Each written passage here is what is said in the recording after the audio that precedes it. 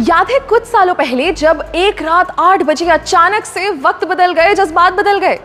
कितने टाइम तक हमें एटीएम के बाहर लंबी लंबी कतारों में खड़ा होना पड़ा, नोट्स बदलने के लिए बैंक्स के चक्कर लगाने पड़े क्योंकि 500 और 1000 के नोट्स बंद हो गए थे।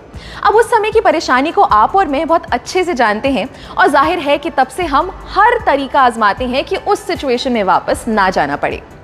मगर अगर उस समय हम ब्लॉकचेन टेक्नोलॉजी यूज कर रहे होते तो शायद उतना नुकसान नहीं सहना पड़ता।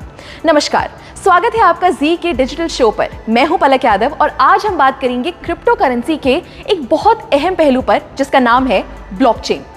अब क्रिप्टो तो हम समझ गए, मगर ये सवाल आपके मन में जरूर आया होगा कि आखिर जितनी भी क्रिप्टो से होने वाली ट्रांजैक्शंस हैं उनका रिकॉर्ड कैसे रखा जाता है या उन्हें सिक्योर कैसे किया जाता है, या जो हमने क्रिप्टो की डिसेंट्रलाइज्ड होने की पिछले वीडियो में बात की थी, आखिर वो कैसे पॉसिबल है। इस सब का एक ही जवाब है ब्लॉकचेन।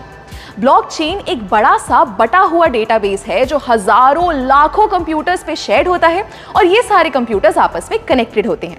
आसान भाषा में कहें तो जैसे एक दुकानदार अपने पास एक रजिस्टर बना के रखता है ना कि कितना राशन आया, कितना बिका, ठीक वैसे ही ब्लॉकचेन एक डिजिटल रजिस्टर की तरह होता है।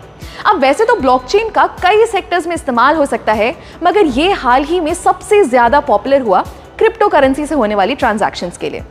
वैसे तो ब्लॉकचेन एक एक्सपेरिमेंट के तौर पर 1991 में आया था, मगर इसका इस्तेमाल शुरू हुआ 2009 में जब बिटकॉइन आया। जी हाँ, कुछ सुना सुना लगा।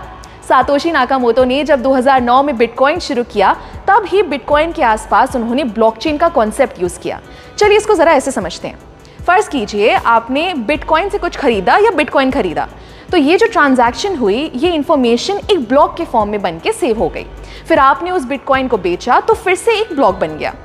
अब ऐसे ही आप जितनी बार ट्रांजैक्शंस करेंगे तो उसका एक ब्लॉक बनता जाएगा और वह सारे ब्लॉक्स एक चेन से जुड़ते जाएंगे, इसलिए इसका नाम है ब्लॉकचेन। सिंपल। मगर ये हमारे ट्रांजैक्शन यानी लेन देन के डेटा को सेव कैसे रखता है?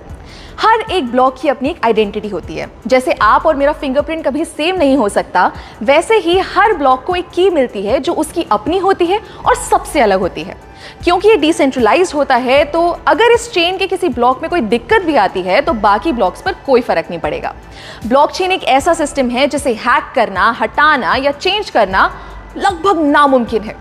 दोस्तों, मानो या ना मानो, ब्लॉकचेन का फ्यूचर बहुत बड़ा है और इसका इस्तेमाल लगभग हर जगह शुरू होने का टाइम दूर नहीं है, क्योंकि इसके बहुत से फायदे हैं। जैसे नंबर 1, क्योंकि डिस्ट्रीब्यूटेड है और इसमें स्टोर्ड जानकारी किसी लाइब्रेरी या सरकारी दफ्तर की तरह एक जगह नहीं रखी जाती। इसको संभालने या मेंटेन करने के लिए किसी मिडिल मैन की जरूरत नहीं है। दूसरा, ब्लॉकचेन एकदम ट्रांसपेरेंट है, यानी आप और मैं कभी भी इसको एक्सेस कर सकते हैं और अपनी ट्रांजैक्शंस पर नजर रख सकते हैं, जिससे फ्रॉड के चांसेस बहुत कम हो जाते हैं। तीसरा, ब्लॉकचेन पर हर इंफॉर्मेशन को बहुत आसानी से ट्रेस किया जा सकता है, यानी पुरानी से पुरानी ट्रांजैक्शन को भी हम देख सकते हैं। चौथा, ये टेक्नोलॉजी एकदम फास्ट है। हर चीज़ का लिखा हुआ रिकॉर्ड बनाने में बहुत टाइम और मेहनत लगती है, मगर वही जानकारी को अगर ब्लॉकचेन के जरिए सेव करें तो वो बहुत आसानी से और बहुत जल्दी हो जाएगा। और आखिरी, जैसा मैंने पहले भी बताया कि ये बहुत सेफ है, तो आप टेंशन फ्री होकर इसका इस्तेमाल कर सकते हैं।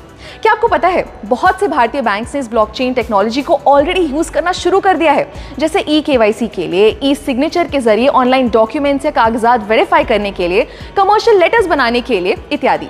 हमारी प्लानिंग कमीशन यानी नीति आयोग ने भी ब्लॉकचेन पर व्हाइट पेपर पब्लिश कर दिया है, जिसमें ई गवर्नेंस को लेकर इसके इस्तेमाल की बात की गई है। एक मजे की बात बताऊं, 2010 में पहली बार फ्लोरिडा के एक आदमी ने 10,000 बिटकॉइन से 2 पिज्जा खरीदे थे, और आज एक बिटकॉइन की अगर कीमत लगभग 15 लाख रुपए है, तो अनुमान लगाइए 10,000 बिटकॉइंस की कीमत क्या होगी। ऐसे ही आपको क्रिप्टो की दुनिया की मजेदार बातें बताते रहेंगे, सो स्टे ट्यून्ड और देखते रहिए जी डिजिटल।